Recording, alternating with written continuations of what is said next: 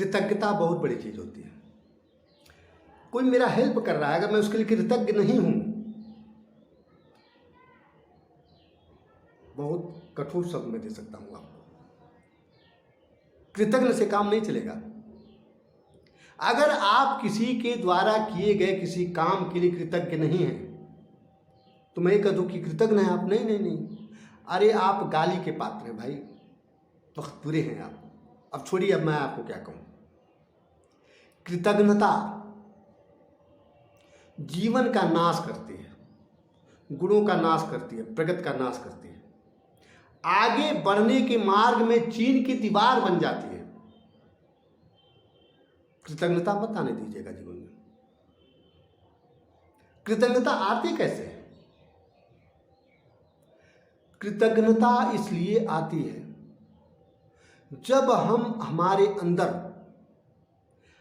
अपनी प्रगति को, दूसरे के सहयोग को जब हम छिपाना चाहते हैं, दूसरे के लिए हमारे मन में बड़ा विकार रहता है, बेचारा सहायता किया लेकिन उसके लिए हमारे मन में निंदा है, ईर्ष्या है, द्वेष है, नफरत है, तो कृतज्ञता आती है।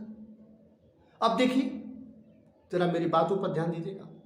यह कृतज्ञता कर क्या रही है कि आपके अंदर जो द्वेष, जो निंदा, जो तनाव, जो चुगली, जो आलोचना, जो दूसरे की बुराई, जो दूसरे को बुरा करने का भाव है, यह है ना, इसी की वजह से कृतज्ञता आई ना।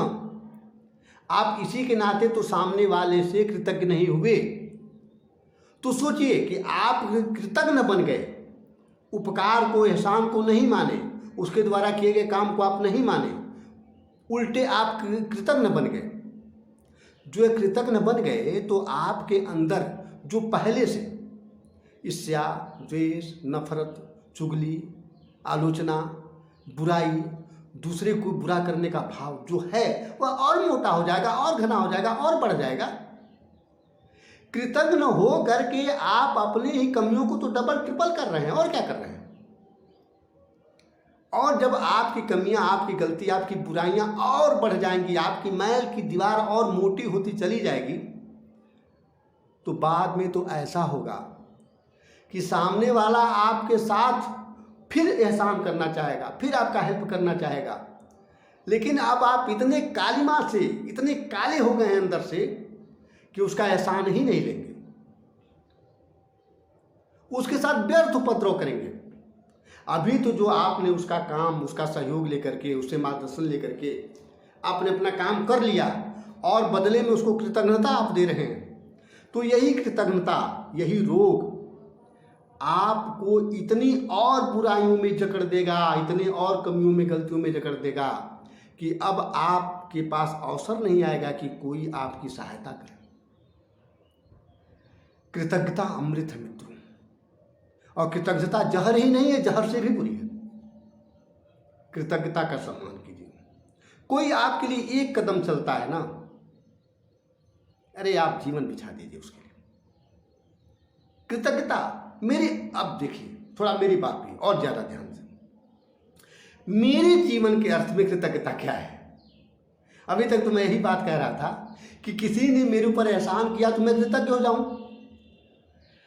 मेरा अपना जीवन, ध्यान से सुनिएगा भाई, झूठ नहीं बोल रहा हूं मैं, मेरा अपना जीवन, मेरे हिसाब से, मेरे डिक्शनरी में कृतज्ञता का मतलब ये होता है, किसी ने मेरे साथ एहसान किए तो मैं कृतज्ञ हूं ही। कोई हमारी बुराई कर रहा है तो भी मैं उसके प्रति कृतज्ञ रहूं, कोई हमारे मार्ग में रुकावट हो रहा है तो भी कृतज्ञ रहूं, कोई मेरी आलोचना, कोई निंदा कर रहा है तो भी कृतज्ञ रहूं। कृतज्ञ रहिए, एकदम कृतज्ञ रहिए, क्योंकि सारे के सारे वही कर ही सकते हैं कि जो जो आपके साथ प्रभु परमात्मा ईश्वर खुदाघाट की मर्जी से करवाया जा सकता है। कृतज्ञ रहिए, कृतज्ञ बनिए, एकदम कृतज्ञ रहिए। यही मेरी कृतज्ञता है और मैं चाहता हूं कि आप इसी तरह का कृतज्ञ बने। मित्रों देखिए, मेरी बातें आपके जीवन को क्रांति से भरेंगी, इसमें कहीं से कोई दो राय नहीं है। चूंकि मेरी बातें जीवन को पूरी तरह से मनोविकार मुक्त करने, नया आयाम देने, नई रोशनी से भरने और वास्तव में जीवन में ईश्वर को जगाने की बातें हैं। मैं उपदेश की बात नहीं, जो जी रहा हूं, जो जीता हूं, उसको बताने की बात कर रहा हूं। और बिना अपेक्षा के, इस आशा के साथ कि आप जिए, जीवन में उतारें। जैसे अभी कृतज्ञता की बात हो रही है, कृतज्ञ बनिए आप पूरे ब्रह्मांड के प्रति, पूरे मानव जात के प्रति, पूरे अस्तित्व के प्रति, कि जो भी आपके साथ हो रहा है सबके प्रति आप पूरी तरह से कृतज्ञ रहिए। यह कृतज्ञता आपके अंदर पहला काम तो करेगी कि जितने जितने प्रकार के मनोविकार हैं, जितने भी प्रकार की मैल है, निर्मल मन जन सो मोहि पावा, मोहि कपट छल छिद्र न भावा। गजब गजब। कृतज्ञ रहना है पूरे अस्तित्व के प्रति, पूरे ब्रह्मांड के प्रति। मेरी बातों को जीवन में उतारिए।